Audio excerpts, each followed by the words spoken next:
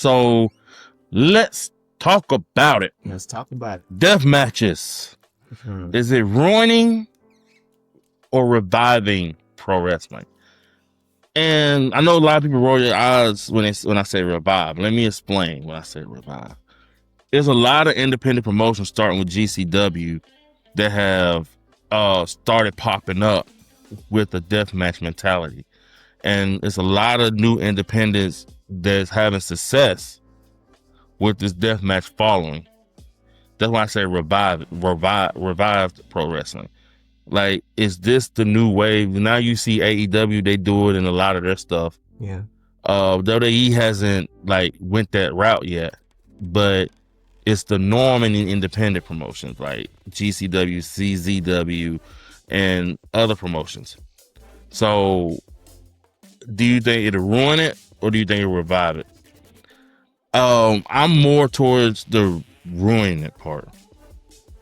I think a lot more people are going to get hurt. I think a lot of these independent promotions don't have the resources that AEW and WWE has. So if a wrestler get hurt or on fire, they can put them out quickly, as opposed to an independent promotion who might not even know what they're doing and have somebody get cut real bad or burnt real bad, don't know what to do. I think it can really hurt someone. I'm with that. I see it really being more of a hindrance to a lot of people's growth in their careers. Yeah. Because also, if you think about starting off as that, yeah, that's pretty much, that's going to be what you do. Because at that point, okay, you're not learning moves. You're not learning wrestling. You're not learning psychology. No, you're learning, okay, I can swing this object. I can take a lick. I can throw a lick, and we're going to go back and forth. I see how far I can fall. Let's see this. I mean, there's a place for all of it, because if there wasn't, it wouldn't be there. Yeah. So it's just like restaurant choices. Everybody has a choice of what they want to consume. Mm-hmm. So it's there for a reason, but yeah, a little bit too much of it can ruin it, because at the end of the day, it's wrestling at the core. Yep. That's what it's evolving from. It's wrestling. To me, that's just another way, just like you add a cage match, just like you add a stipulation to a match.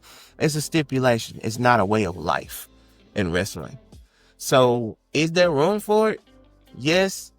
Evolving wrestling and like reviving it, I wouldn't say no, because it's not really reviving wrestling. It's just putting more of a spotlight on that particular genre of it. And I mean, right now you just have people that have that unique taste and they have a hunger for it, which is fine. But then, the old heads who's still around that appreciate the fundamentals, and even some of the youngsters that I'm saying it's like we 70, but the youngsters that grew up and understand the psychology and the fundamentals, it's like, yeah, you tune into a wrestling show, but wrestling, you look at it, it's like a variety show. Yeah. You've got different skits and different things. You got different matches, different characters, but you don't want too much of one thing because it gets old. Yeah. That's why the high flyers at that one time, and that was a big thing. It was too much of that. Yep. It's like, we need to spread this out a little bit. Yeah. So if it's on an even playing field, I'm cool with the deathmatch style. It may be a match I fast forward through depending on what it is and who it is. Yeah. Because sometimes it's just mindless things. But if it has purpose, if it has like some aggression behind it, if there's like a storyline behind it, like there's a reason why I want to throw you off this dumpster because you've been tormenting my wife, or you've been keeping me from the world title for the past 3 months, or you've been doing this. So there's a reason why I want to throw you off the stage and through a flaming table. Yeah. That makes sense. Has to be a reason, man. Yeah, if I'm just doing it just for the heck of it because it's another Wednesday night or another Friday or Saturday night, then it's like, yeah, it's just mindless. So with purpose and in moderation, I'm cool with it. Like, you should have it like WWE used to have Extreme Rules. Like, even I found it was like, okay, so we're just gonna have an event just called Extreme Rules just for having Extreme Rules. I feel like that those type of matches should only be happening when you have a grudge, like a big grudge, like CM Punk Drew McIntyre grudge. Yes. Like that type of grudge. Seth Rollins CM Punk grudge. Those type of matches are where you need it. When you hate each other and you just like, you know what, you want to kill each other? All right. Extreme Rules match. So this feud can finally be over.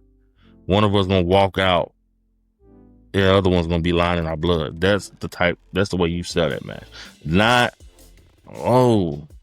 it turns me on, turns you on too. Let's just have a death match for the hell of it. It's not good. Not good TV. Just car crash for the sake of car crashes. Yeah, let's have it with purpose, y'all. Because you start to get desensitized, then it means nothing. Yes, and that's when people do try to kill Yeah, themselves. that's why to me, war games and blood and guts don't mean much to me. Because we seen it all year. So who cares about the blood and guts when we seen it all year?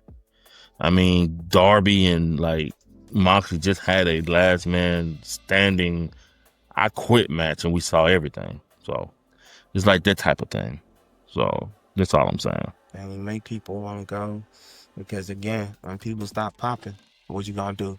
Try to find the next big stunt to get the next big pop until it's going too far. Yep. So, Yep. All right, man. So let's talk about it.